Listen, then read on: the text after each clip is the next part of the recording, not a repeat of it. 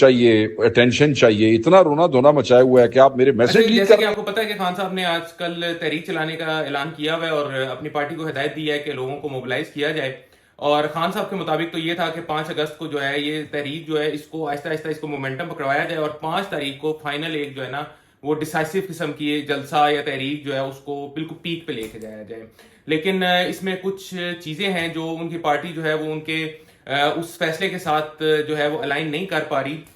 جو چیزیں ڈسکس کرنے والی ہیں ان کے لیے بہت ضروری ہے کہ پہلے آپ یہ آڈیو سن لیں، اس کے بعد جو ہے ہم آگے بات کرتے ہیں. پارلیمنٹری پارٹی کا کیونکہ اس کو رنگ دے رہے ہیں تو اس میں وہ پارٹی کی طرف سے میری ابھی بات ہوئی ہے جو منتظمین ہیں اس کے، میں تو صرف آپ کو اطلاع دے رہا ہوں، وہ کہہ رہے ہیں صرف پارلیمانی پارٹی کے لوگ جو ہیں وہ اس میں شامل ہیں جی، کیونکہ وہ اس کو کوئی اور رنگ نہیں دینا چاہتے، صرف M N A M P کے علاوہ وہ کوئی نہیں وہ کرنا چاہتے جی. اچھا، تو یہ جو آپ نے آڈیو سنی ہے یہ بیسیکلی عالیہ حمزہ جو ہے ان کو جو چیف آرگنائزر ہیں پنجاب کی، یہ ان کو آڈیو بھیجی گئی تھی بیسیکلی شیخ وقاص اکرم صاحب کی طرف سے. اور شیخ وقاص اکرم صاحب کی طرف سے جو آڈیو بھیجی گئی تھی، اس آڈیو بھیجنے کا مطلب یہ تھا کہ جو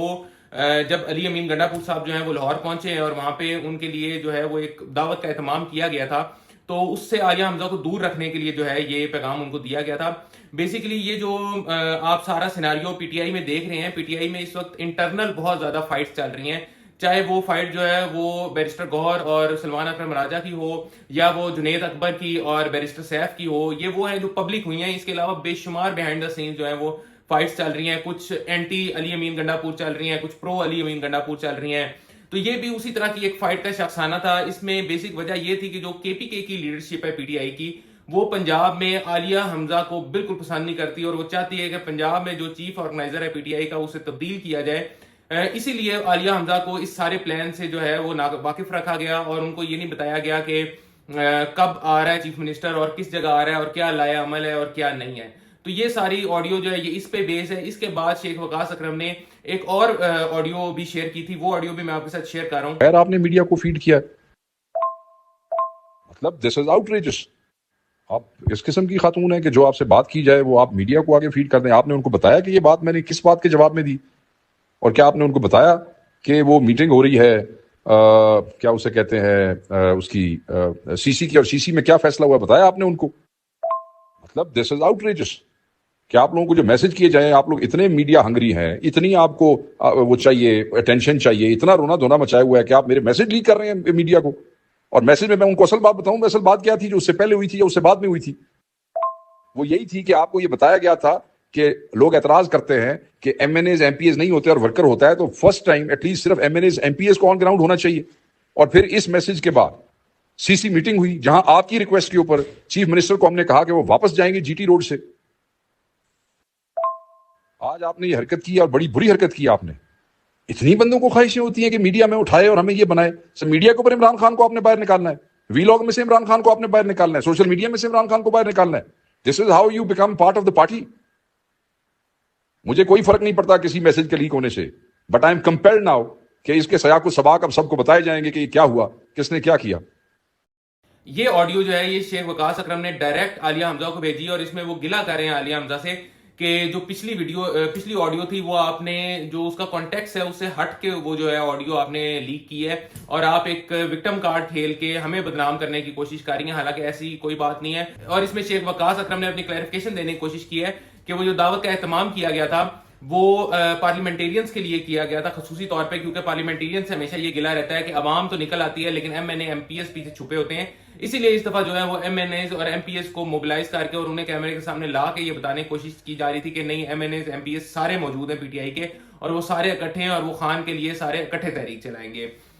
اس کے علاوہ علی امین گنڈا پور کا جو دورہ تھا لاہور کا، وہ اس میں ایک یکجہتی کا عنصر بھی تھا کہ آپ کو جیسے پتہ ہے کہ پنجاب میں پی ٹی آئی کے 26 جو ایم پی ایز ہیں ان کو سسپینڈ کیا گیا اور ان کے خلاف ریفرنس لایا جا رہا ہے. تو یہ ایک اظہار یکجہتی تھی ان کے ساتھ. لیکن اس میں جو علی امین گنڈا پور صاحب کا موڈ تھا وہ کافی ایگریسو نظر آئے. انہوں نے صحافیوں سے بھی بدتمیزی کی. اس میں سے ایک صحافی نے ان سے سوال کیا کہ جناب آپ جو یہ سارا